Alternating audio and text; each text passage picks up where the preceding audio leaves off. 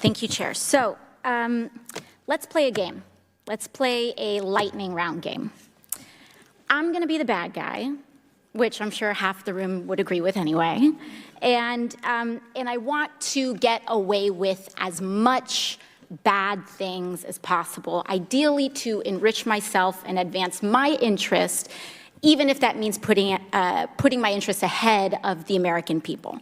So, Mrs. Hobart Flynn. Oh, and by the way, I have enlisted all of you as my co-conspirators. So you're going to help me legally get away with all of this. So, Mrs. Hobart Flynn, I want to run. If I want to run a campaign that is entirely funded by corporate political action committees, is there anything that legally prevents me from doing that? No. Okay, so there's nothing stopping me from being entirely funded by corporate PACs, say from the fossil fuel industry, the healthcare industry, big pharma. I'm entirely 100% lobbyist PAC funded. Okay, so let's say I'm a really, really bad guy, and let's say I have some skeletons in my closet that I need to cover up so that I can get elected. Mr. Smith, is it true that you wrote this article, this opinion piece for the Washington Post entitled, "These payments to women were unseemly, that doesn't mean they were illegal"? Well, I can't see the piece, but I wrote a piece under that headline in the Post, so I assume that's right. Okay, great. So, green light for hush money. I can do all sorts of terrible things. It's totally legal right now for me to pay people off. And that is considered speech. That money is considered speech. So I use my special interest dark money funded campaign to pay off folks that I need to pay off and get elected. So now I'm elected, now I'm in, I've got the power to draft, lobby, and shape the laws that govern the United States of America. Fabulous. Now, is there any hard limit that I have, perhaps Mrs. Hobart Flynn, is there any hard limit that I have in terms of what legislation I'm allowed to touch? Are there any limits on the laws that I can write or influence, especially if I'm based on the special interest funds that I accepted to finance my campaign and get me elected in the first place? There's no limit. So there's none. So I can be totally funded by oil and gas. I can be totally funded by Big Pharma, come in, write Big Pharma laws, and there's no limits to that whatsoever. That's right.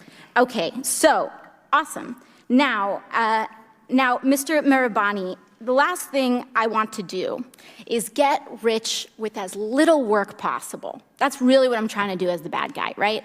So is there anything preventing me from holding stocks, say, in an oil or gas company, and then writing laws to deregulate that industry and cause, that could potentially cause the stock value to soar and accrue a lot of money in that time? You could do that. So I could do that. I could do that now with the way our current laws are set up. Yes? Yes. Okay, great. Okay, so my last question is, or one of my last questions, I guess I'd say, is it possible that any elements of this story apply to our current government and our current public servants right now? Yes. Yes. So we have a system that is fundamentally broken. We have these influences existing in this body, which means that these influences are here in this committee shaping the questions that are being asked of you all right now. Would you say that that's correct, Yes. Mr. Mirabani or Mr. Schaub? Yes. All right, so one last thing, Mr. Schaub. In relation to congressional oversight that we have, the limits that are placed on me as a congresswoman, compared to the executive branch and compared to, say, the President of the United States, would you say that Congress has the same sort of standard of accountability? Is there more teeth in that regulation in Congress on the President, or would you say it's about even, or more so on the federal?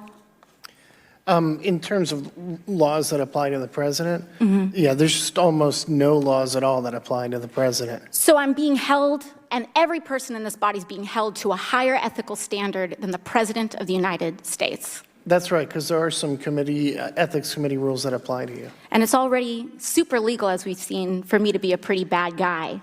So it's even easier for the President of the United States to be one, I would assume. That's right.